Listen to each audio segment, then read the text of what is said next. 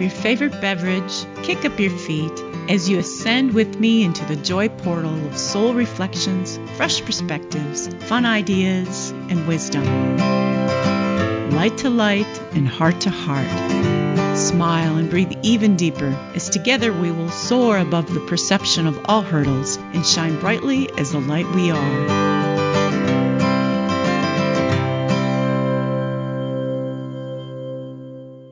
Namaste and welcome to Light, Laughter, and Lattes. My name is Geri Habstritt. I'm a medical intuitive, Self-Ascension intuitive counselor, and a Vesa quantum healer, and your friend and soul connection for the next hour. Today I would like to introduce to you a friend of mine from Bemidji, Minnesota. She is a textile artist. Her name is Blair Treuer, and she is a storyteller artist who paints with fabric and draws with thread.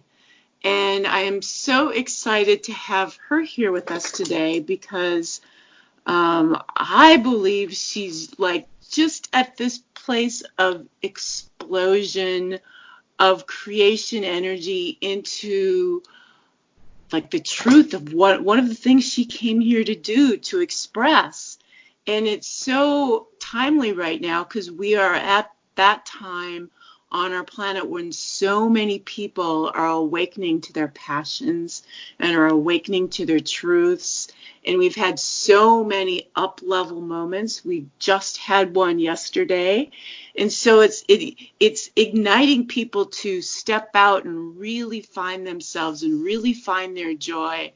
And I believe we are capturing Blair like right at that moment in her life right now. So that is so exciting for me. Welcome, Blair. Thank you so much for having me. Absolutely. And one of the things that I find that I love about your story, because I've lived many years in Bemidji, and there's a strong Native American community there. And I taught in the school system and, was surrounded by it. You cannot be. There's lots of reservations there. And I even went in and did some healing work at one of the reservations. And I love you. You are married. You're in a biracial family. And your artwork is, I guess it is biracial because that's the family you're in. And your portraits are of your family members. But I like, it's just an aspect of oneness, of tying cultures together is, I guess, how I see it. And so tell me a little bit about what inspired your artwork, because I don't believe this artwork is fairly new to you, correct? Yes, yeah. Well, I think a lot of things inspired my work. Basically, how this unfolded for me is my children are Ojibwe, and they participate in a spiritual ceremony. And in order for them to participate in that ceremony, it's a really big ceremony. It's a really big deal. We were required to make blankets as part of their spiritual offering for that ceremony. So each of my children has been through it, and I had to learn how to sew so that I could make these blankets for their offering. And being a creative person, I really couldn't just do simple squares for these blankets. I instead, took on the big adventure of trying to have each blanket represent each of their Native American names that they were given when they were born. So all of my blankets were very pictorial.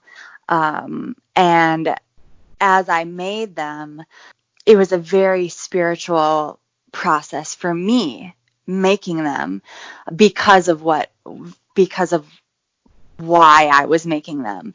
And as the only non-native person in my house, this was the only contribution I could make to this beautiful and incredibly important part of the spiritual life and journey of each of my children. And so because it was my only contribution I could make, I just threw everything that I had into those blankets. And it was very, very spiritual for me to do that. So that's kind of how I got started in this craft, even though what I'm doing now is very different from those. Now, my latest body of work, I realized that I fell in love with what I was doing, creating those blankets, and I didn't want to let my love affair with fabric go. So I just felt really drawn to continue that process. So even though my latest body of work, it's not ceremonial, it's still very spiritual for me. Like those elements that I was operating in from the beginning are still with me in what I'm doing now. I didn't know what I was doing when I started. Like when I decided to do a portrait of each of my children and my husband and myself, I knew that I wanted to create them, and I knew that I've had images that like haunt me until I create them. And so I decided to start making these portraits, not knowing what they meant or why I was making them. I just knew I had to do it. So all of the portraits for my 2020 portrait series that I've just completed, I did a portrait of each of my 9 children, one of my husband, and one of myself. So they are filled with Native culture, for sure, and Native spirituality, because we practice Ojibwe traditional spirituality and lifestyle within our house. And they are, or at least I try to speak to the very essence of who each of these beautiful and amazing individuals are through their portrait. So I want to share a little bit, because it's a podcast, so people can't see your art. Right. And it's absolutely stunning. I mean, they are so colorful, and they're portraits of her children and her family, but it's portraits with fabric. And I'm not even sure how you do this. Are you painting on the fabric, or how are you getting these detailed faces and all the colors? It almost looks like, is it 3D even? Like if I were to run my hands across the top of these large pictures, is it like flat, or it looks like it's paint, like paint, but it's not. No, there's no paint involved whatsoever. It is just fabric and thread, and I cut my fabric into tiny little pieces of detail to create each image. So there's thousands of tiny pieces of fabric that goes into each portrait, and they are somewhat sculptural in nature. They are not flat. When I had first created these portraits, I didn't know how I was going to display them. Typically with traditional tapestry, you run a rod through the top of it and just let it hang like a blanket on a wall. But that never really resonated with me. And then I considered stretching them over a frame like you would canvas, if it were a painting, because I thought that would be really beautiful and help my work translate into fine art if it were stretched over a frame like that. But I don't measure anything, and I don't iron anything, and I really don't care to do any of that. So my work is not flat. In fact, it's highly textured, and there's lots of movement within it. Like it couldn't possibly lie flat if I wanted it to. So I either had to totally redo my approach to my work if I wanted to stretch them over a frame, or I had to figure out a way to keep true to their nature, like each piece as it needed to be made, and to my nature as an artist, how I create. And so in order to do that, I started experimenting with wire, which I've never seen anybody do with fabric before. Not saying I'm the only person in the world who does that, but this is kind of a new way to display fabric. So that makes them very sculptural. And what I love about how that turned out is, my work isn't completely tacked down to the wire. So it has structure and it has the freedom of movement. If you walked up to one of my pieces and you brushed your hand along it, it would move. And I just really love that my work has both aspects, that there's structure and freedom of movement. Because it's fabric, it feels like there should be that, allowance for that freedom. And with my portrait of my daughter Luella, first of all, this one was probably the easiest portrait for me to make, only because I was in just a deep state of flow with it. Like I didn't have to think about it at all. My fingers just moved, and I just instinctively found the right colors and pieces to place down for her. Like it just, like I didn't have to think about it at all. It just happened. But as it happened, I realized that her portrait wanted to explode. Like it did not want to be boxed in. I couldn't continue adding pieces to make it a square or a rectangle. It just felt all wrong. So because it wanted to explode and it wanted to stay that way, I had to figure out a way to do that. I had to figure out a way to let it be what it wanted to be. And the wire definitely allowed me to do that. It allowed me to allow my pieces to be whatever shape felt right for them. So none of my pieces are square or rectangular. They all have different, not just like weird edges or weird shapes to them, but they kind of come off of the wall even. They have ripples and indentations and really, I would say odd. They have odd shapes to them, but I really felt like that helped me be true to exactly what they needed to be and what they needed to look like.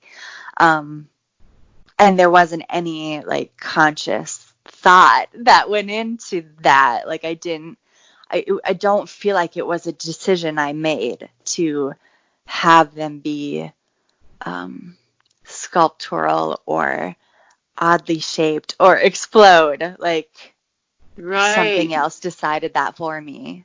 No, I totally, because what I'm hearing you say, and looking at your art, I mean, so the mind likes things square. That it Mm-hmm. likes rules. It likes to put things in boxes, and it's got Yes. to be this way or that way. In our true essence, our soul is about complete freedom and about Yeah. complete flow. And everything you're saying, it sounds like you were just in this state of flow where I don't want to go by the rules and hang it this way. I just want to do the way it feels right, the way I can Yeah. have the most fun and the most joy. And you can't put joy in a box. It just happens. Exactly. And Yeah. and I'm looking at this picture of your daughter, and it looks like an explosion of color, and it comes out of the sides and it stands up, and she's got Yeah. this fantastic smile, and there's just so much flow and liveliness to your work, so much life in it. Um, And that I have goosebumps that I'm about to tell you this too, but like, one thing that I've consistently heard from people who have been able to observe my work in person at the gallery have said things like that to me, that like, I don't know if it's the sculptural nature or the images or both, or that it's fabric. Like, I'm not sure what is doing the communicating, but something about my work is communicating energy.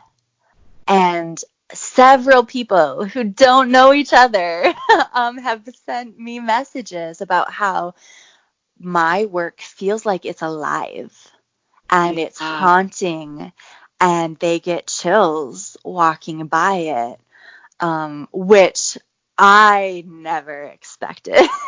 Well, sure, you're channeling an aspect of yourself, Yeah. probably your soul's energy or something, because I'm not sure if you told me this earlier now, but you said that the images come to you and you're just moving so quickly that your mind's not even involved in this. Your hands are Right. just going, and so obviously you're being guided, and that energy that's coming through is going into your work, and people can feel it. It's tangible. Yeah.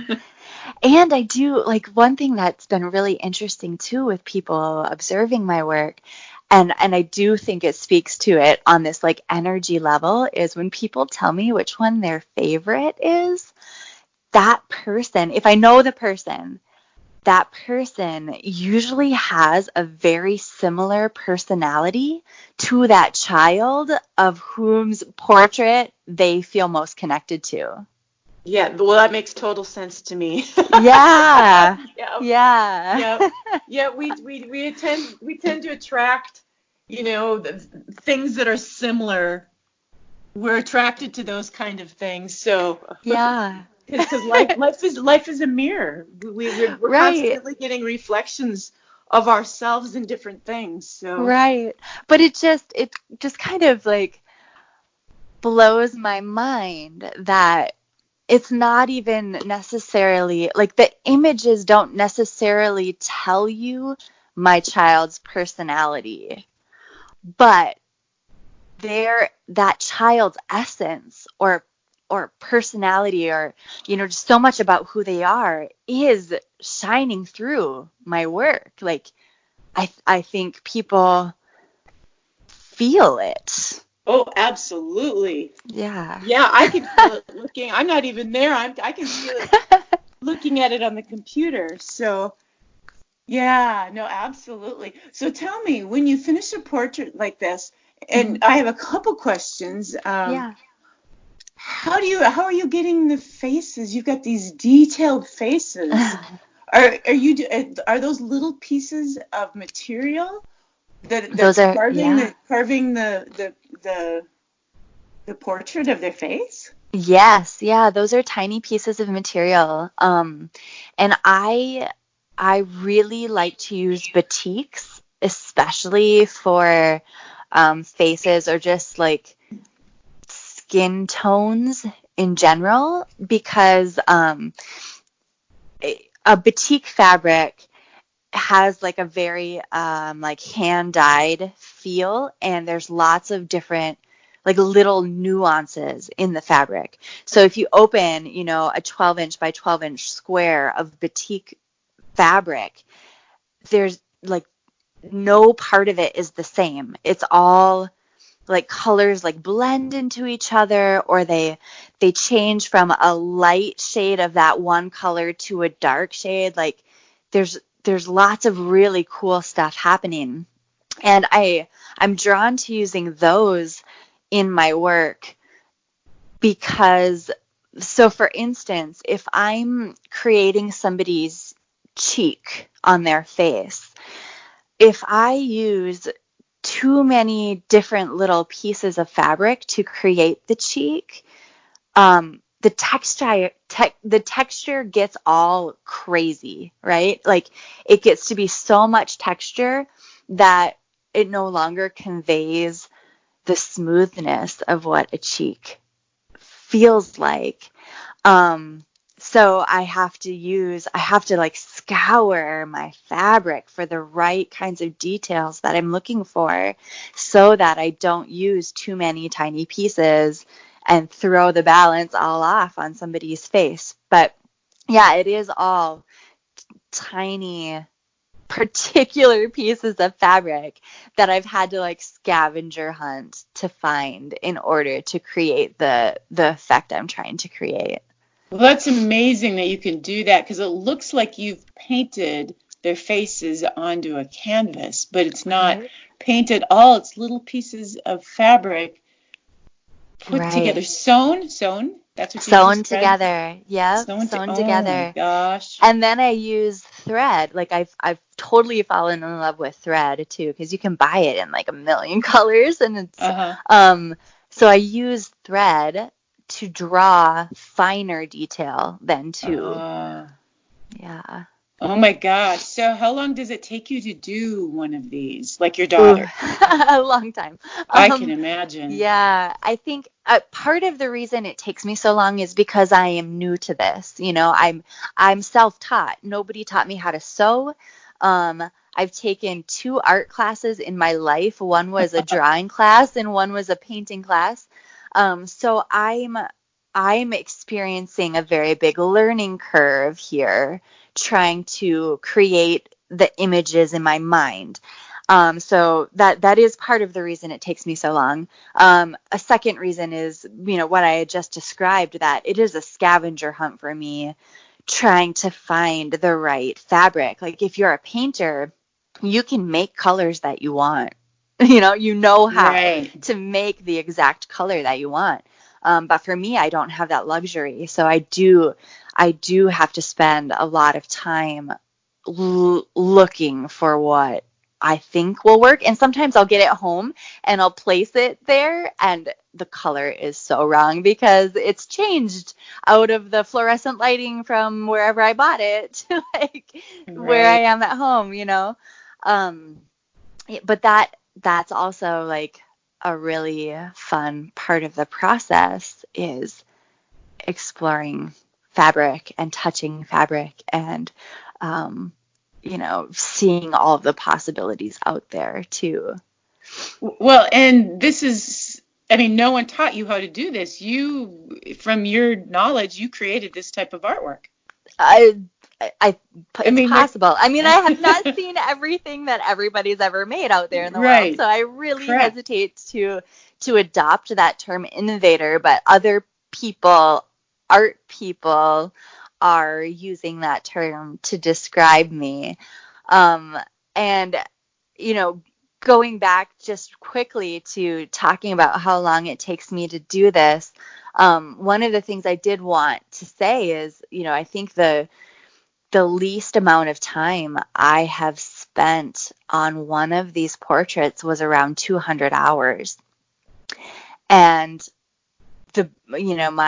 my self-portrait took me about 4 times that, because I was so critical and frustrated. And it was my first one. And so I ripped it up over and over again, trying to get it right. And I was using my brain too much. Right. I was trying to intellectually decide where things should be on it. and fought against that a lot, creating that. And each piece, like the smaller ones, take like 3 full days to sew, like full days. Like I sew between 8 and 16 hours a day sometimes. So there's a lot of work involved in what I'm doing, but because I spend so much time on one portrait, I do feel like that allows for so much of the spiritual connection that I'm making to happen, because I have to sit with it for a long time, sit with it with that channel open, sit with it with a lot of my intellect turned off or turned down so that I can feel the flow and do what I'm doing. And I do think that's a big part of why people feel something when they look at my work, because that channel is open for so long. Absolutely. It's like an active form of meditation, for sure. Yes. Oh, absolutely. I would definitely describe it as that. That's for sure. Yeah. And,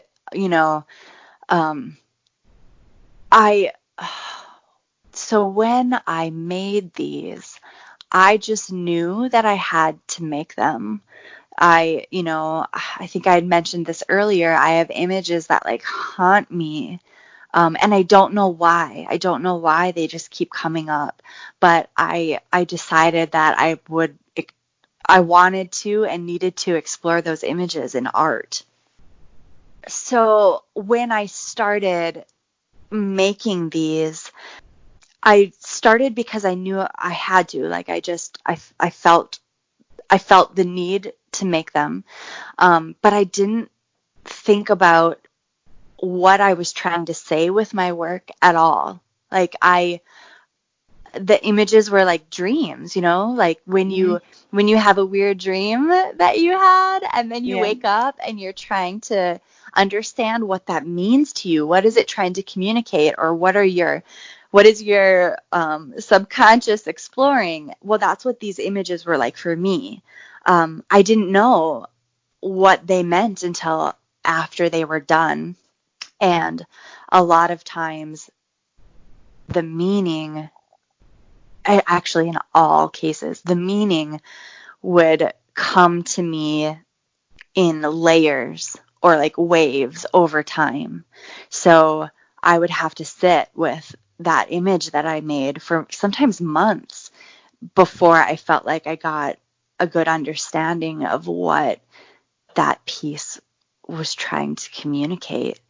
And I like to tell people too that just like interpreting a dream, I'm open to lots of other people's interpretations of my work too, because they might see something I didn't see, or make a connection with my child if they know my child, or something about me or my life or their life that they see in it, and it's just a connection that I hadn't arrived at yet.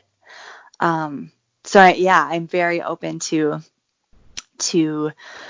what other people are seeing in what it is that I have made, and I would never assume that I've completely deciphered any one of my portraits, because I'm getting new revelations into them all the time.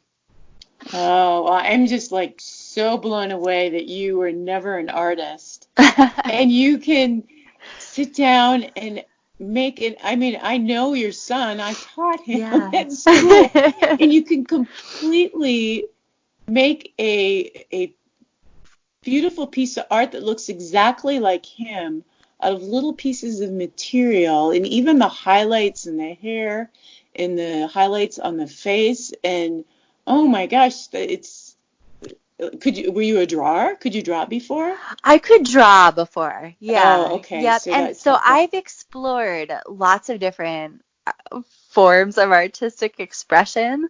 I even have a really crappy novel on my computer. So like I've tried everything. and just have always been drawn to exploring myself in a creative way, but I never took that seriously until now. Well, and how brave, really, to do a portrait of yourself. So one of the healing practices I do when I work with people, one of the very, very basic one is to be able to look in the mirror and say, I love you unconditionally. I love you just the way you are. And so many people can't even do that. I mean, it brings most people to tears to even really look in their eyes and be able to say, I love you and accept you just the way you are. Yeah. And so to sit down and now start doing a portrait of yourself, you're really having to look into your eyes, in the eyes of your soul. Yeah. And I know why it was so hard for you and you had to rip it up, because it's that self-judgment that stops people from looking in the mirror to begin with. Yeah. And that's what you were having to rip up over and over and over. So work through the layers of that and finally get, to get a portrait of yourself that you dare to show people even. Right. And, with my self-portrait, that image has been with me for a very long time, several years. So when I decided I wanted to try to do portraits out of fabric, it was the first image on my mind that I needed to try to create. And I didn't know what it meant at the time. I had no idea. For your listeners out there, it's a portrait of me in the dark, and it's a nude, and I've got antlers coming out of the top of my head. And I was very critical of it, and I got very frustrated with it. And then when I resigned to the fact that I needed to create the exact image in my head and not deviate from that and let it be whatever it was supposed to be, the whole process became a lot easier for me. And even after I made it, I didn't know what it meant at first. I didn't know why this image was so important to me. But the revelations certainly came later. And if you wouldn't mind, I wrote up a little thing about it that they have next to my portrait at the gallery. If you wouldn't mind, I'd like to read that. I would love it. Okay. Yeah, because honestly, I've been wondering about this one. So I thought, interesting, she has herself with horns. I wonder why. Yeah. Yes. Okay, well, I will read you what is up next to it at the gallery then. My self-portrait is, in a way, the central thesis of my work right now. It is about the cocktail of both hope and despair that I feel as a mother and wife in this family, and about my purpose in this world. I'm in the dark and naked. I often feel I have nothing to offer my children or my husband. I am of Scandinavian descent, but I don't even know what that means to me. I don't have ways of being handed down and taught with purpose. I don't have things that are known by my people and through my people from ancient times. I don't have spiritual gifts, birthrights to bestow, etc. No toolbox. I'm just out here winging it, loaded up on American culture, gas stations, shopping malls, McDonald's. I didn't realize how little I had until I realized my husband had so much. I didn't know how lost I felt until I became aware of how sure-footed my husband and my children are. But I have hope. The antlers are on top of my head as if to say, there is something incredible about me too. I also possess a spectacular gift. I can't see it, but I can feel it, as though it's within my very bones, passed down from my ancient tribe too. And someday I'll know how to use it and be empowered by it. Wow, well, I think you figured that out. Yes. Uh, I think this display of artwork, which is I'm sure everyone's dying to go look at this. It's at blairtreuer.com, and it's BlairTreuer.com. And wow, it's just fabulous.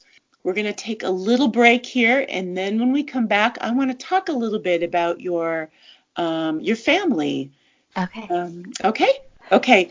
Everyone, stay with us. We will be back just in a moment with light laughter and lattes.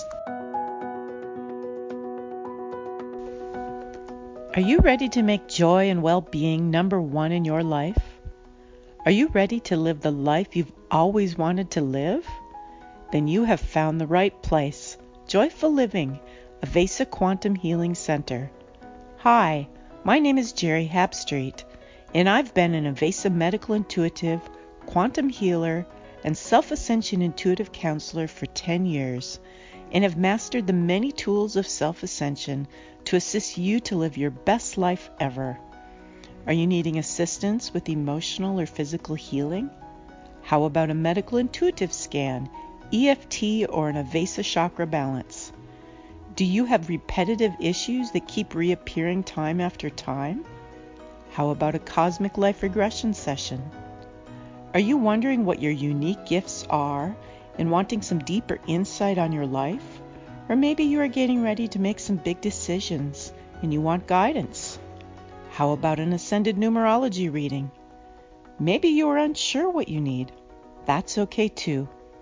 I offer free 15-minute consultations and can work with you in person or online. You can contact me by going to the host page on the Oneness Talk Radio website and clicking on Geri Habstritt. There you will find all my contact information. Wishing you great joy on your journey.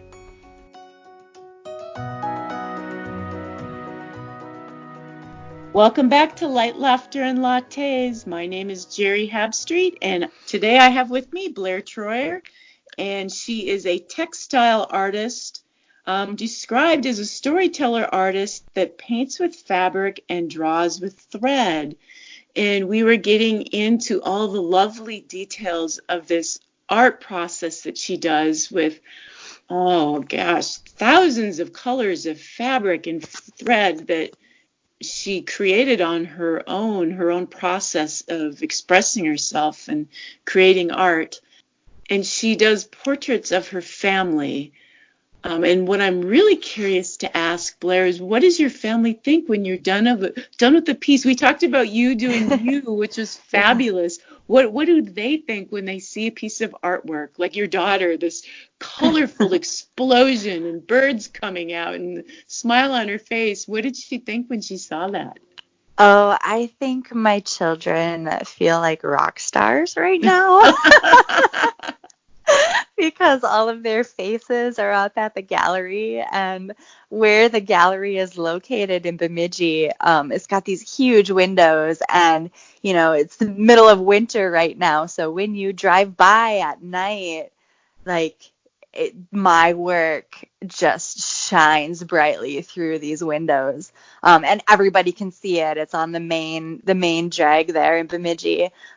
So my kids definitely feel like rock stars, but it was also really funny because they're able to observe the process, right? So I work in my kitchen of all places. It's got the best light. I have a tall kitchen island that I work at, so that I can stand the whole time, and so they see my creations, as they are being created, and often, maybe even always, I think I can say always, they will walk by and be like, that doesn't look like me. Or whoever it's supposed to be, that doesn't look like whoever, until it finally does look like that person. It's a journey on its own to get what I'm doing to look like each person. But yeah, I also think that my kids have felt very, very empowered themselves by watching me do something like this, by watching me lean into my gifts with no idea or indication of what that was going to mean after I did it, or even from this point on. I just knew I wanted to make them, and I knew I didn't want them to sit in my basement for 20 years, right? Like so I decided I would see if the gallery would be interested in showing them. And so having my kids see me follow my heart, I think has very empowered empowered them to lean into their own hearts too and see what their hearts are saying. Absolutely. Well, and I should add that you're a mother of 9, correct? Yes. So they've watched you probably do nothing but take care of them for a lot of years. Basically, right? Yeah. Yes. Yeah, so that's been, I think empowering, not just for me, but for them as well, that I decided to be a stay-at-home mom when my kids were little. And then as my youngest hit preschool age, I tried a different crazy adventure where I opened an aerial art studio downtown Bemidji, where we taught like circus arts. So like aerial hoop that hangs from the ceiling, and aerial silks, and aerial yoga and hammocks, and I taught pole dancing and stuff like that. And that adventure did not work out for me. It was primarily open evenings and weekends, and like I said, I have 9 children, so the children that were very much into what I was doing, who would have loved to live at the studio with me, were fine. Like, our relationship maintained its balance, but I couldn't maintain balance with the other members of my family who weren't involved in what I was doing at the studio. So my kids also learned through that experience. Like, they saw me go out on a limb, they saw it not work out, and they saw me recover from that. But my son Elias, who he was so sweet. We had a family meeting about the studio, and I said, you guys, I'm feeling like our balance is off, and this is taking too much of my time and is taking me away from you guys. How would you feel about me closing it down? And there were mixed feelings about it, because they thought that what I was doing was really cool. I think I got some like cred with their friends at school because what I was doing was cool. But they all ultimately decided that they just wanted me to be happy. And if that adventure was too stressful and I wasn't able to be home as much with them as I wanted to be, then they supported my decision to close it. But my son Elias said, okay, Mom, I think you should close it if that's what you want to do. But I really want you to have more in your life than just cooking and cleaning and taking care of us. Oh, my goodness. Yeah. And I think he was like 12 at the time or something. He was pretty young, but that's what he wanted for me. Well, so. Young body. Yes. A lot of wisdom in that young body. I spent some time with him. Yep. Wow, but what a role model, Blair. Wow. I mean, you have shown them, not only your love and care for taking care of your family, but to go out and do things that you want to do, and just to go do it. And what might appear like failure to some people wasn't failure at all. It was just another step that you have to take to learn more about yourself and what works and what doesn't work. It's something we all have to do in order to get to our dreams. We have to sometimes bump our head against the wall, and then now on to this. And wow, they all get to see their images in your beautiful portraits and see you happy and creating something that, I don't know, it maybe have been created before or not, but you created it. It wasn't something that you learned. It was Right. something that came through you that you found a way to express and love, and definitely has no boundaries and limits. All this flow, it's just incredible. Yeah. So what is it like for you living in a biracial family? Because you're the only, I don't know how to say, Non-native. non-native. Yeah. There you go. Yeah. I describe it as a roller coaster ride that I'm on. I feel very, very privileged to live the life that I live, and I'm so grateful for it and everything that I get to see and experience and be a part of, and everything that it has taught me about life and about myself. But I do, as an outsider, feel like I ride an emotional roller coaster as I'm fixed on the outside, but privileged enough to look inside. Are you, are Even you though talking about are you talking about the native culture in the area? Native culture, yeah, Okay. Yeah. yeah, and what their experience is. So, Native spirituality is not evangelical, and it's not open to the public. It's not open to people who are not Native. So I am not allowed to have the same religious practices as my children and my husband. Though, like I said, within my self-portrait, like, I feel a sense of loss and despair, because what it has reflected back to me is my own loss of identity, having all of my ties to my ancestors, that feels like it's severed, right? I don't know anything Yeah. about my heritage. In fact, I feel like I haven't really inherited anything. I don't know what it is. Nothing, there's nothing tangible that I can hold on to that was passed down to me. Certainly not in the way that Native culture and spirituality is passed down to my children.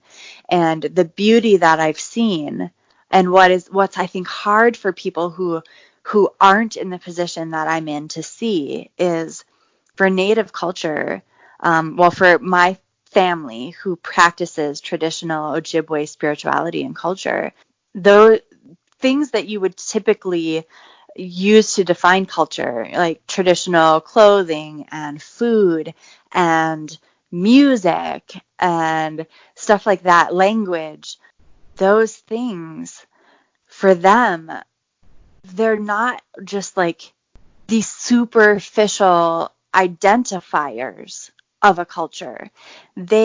Those things have layers and layers of meaning within them that helps them connect to the earth, to connect to each other, and to connect to themselves. Like, it helps them understand who they are and why they are here. And so, yes, I know that I have ancestors that like ate lutefisk, or like we've all heard of Swedish meatballs. Like, that doesn't, there's no meaning behind that for me. I don't know what that means to me. It doesn't explain to me who I am on a spiritual level. Right. And I think a really good example to give you and to give, listeners who are not Native or who are not indigenous who don't practice indigenous practices. So we tap trees for maple syrup, right? And a lot of non-native people do that. Like lots of people do that. However, for us, Ojibwe culture explains how maple syrup came to be, why they tap trees, even like the medicinal value in what they are extracting, how to take care of the trees physically and spiritually while they extract it. And every part of the process, from the very beginning, before you even tap a tree, to the very end when you have your harvest in front of you, has a spiritual practice built in to how you do it. And that is so different than anything that I have experienced with anything that I know about my heritage, or even within like American culture that I am a part of. Right.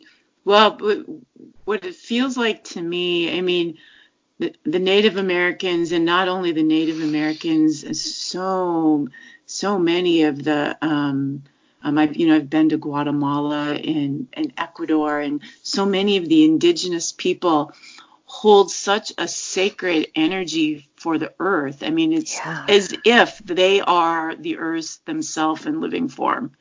Exactly. And they have they're holding this great presence, this beautiful energy of honoring the earth and remembering it and really giving it the love that so many other people are they're using it as their playground to get from point A to point B on, and really not even thinking about it. Right. Or viewing it as resources instead of like taking something from it. That's a part of who we are. Like we share spiritual energy with all of the elements around us. And I think, being a part of a culture that dismisses that or ignores it or doesn't give any weight to it or tries to destroy that sort of understanding, I think that's why we are where we are now. Right. Exactly. And then, so you have your family doing that, but you have this energy where it's not attached to anything. I mean, you're saying I'm grabbing from my ancestral area. I'm, trying to find something that I can grab onto that I know is an aspect of me that I can just be tangibly hold to. Yeah. And like, there's nothing there. But then it allows you this fantastic flow. I mean, your aerial studio is all about that flow, and your art, like, okay, none of this is going to go in a box. I'm going to do it the way I want it to. And I think part of the way that you're able to do that is because you don't have any strings attached to you. You don't have, there's no rules that you came from that are stopping you. So you bring this great energy, to the family of just, this complete freedom and flow. Yeah. And I do think that leaning into and exploring that freedom and flow will help me find the things that fill the void that I'm feeling. It will help me find those connections that I'm longing for.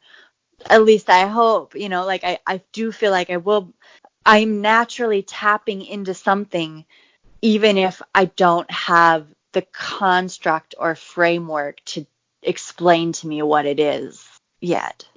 Right. Well, it's beautiful. I think if you keep at it, oh my goodness. Do you have people reaching out to you wanting you to do stuff for them? I haven't. I mean, people, it comes up. I will say it comes up, though nobody has explicitly asked. I don't think that I will. Like as far as like commission work or something like that. Like I said, even though these aren't like pieces for a religious ceremony. It is spiritual for me. Yeah. And so if somebody wants me to do, a portrait of their child or a portrait of their dog, which is very popular right now, like I need to feel something right. to be able to create my work. So if I don't know your child, or if I don't know you personally, or, even if I do, there's no saying that I will be able to feel it the way that I feel my work now. And what brings me joy about what I'm doing is that I get to like fling those doors wide open and feel the work flow through me. And if I have to create something for someone else, I don't know that I would even know where to begin. Okay. Yeah, I understand that. Yeah. Yeah. Well, it sure is fabulous. And so tell everyone where they can take a peek at your work again. Yeah. So my website is blairtreuer.com. It is BlairTreuer. I'm also on Instagram as Blair Treuer Textile Artist. And I have a Facebook page as well, Blair Treuer Art. Well, it has been so much fun to talk to you about this, and thank you for sharing your gift and your energy of your creation and your flow in this time where things are just, exploding for you, like the portrait of your daughter. Yes. Yes. Well, I appreciate so much you reaching out to me, and it was so nice to reconnect with you. It has been such a long time.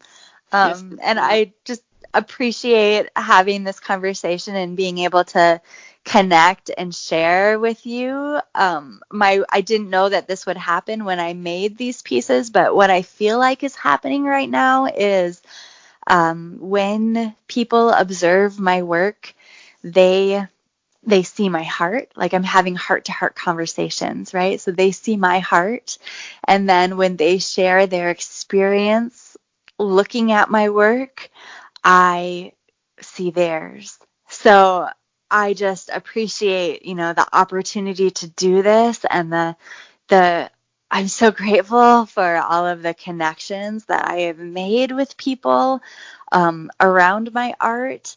I feel like I'm having a spiritual experience right now with all of these connections. Like, people are just sending me the most beautiful messages. And, even at the gallery, they said, we have to tell you what's been happening here. People walk back from your exhibit and they are crying. And they're looking for people who work here because they just need to talk about it. They need to talk about their experience with your pieces. And I never in a million years would have anticipated something like that. And so I don't even have words to express how grateful I am or how much this whole experience has meant to me. It has been really, really powerful for me. So thank you so much. Yeah, well, it's fabulous, fabulous work, and there's just so much energy in it on so many levels. So many levels that can go deep, deep, deep. So I am not surprised at all that it is bringing up healing in people. So it's absolutely beautiful. Thank you so much for doing this today. Oh, thank you so much. Yeah. Thank you, everyone, for listening to my show, Light, Laughter, and Lattes. It has been great. Until next week, have a fabulous week. Namaste.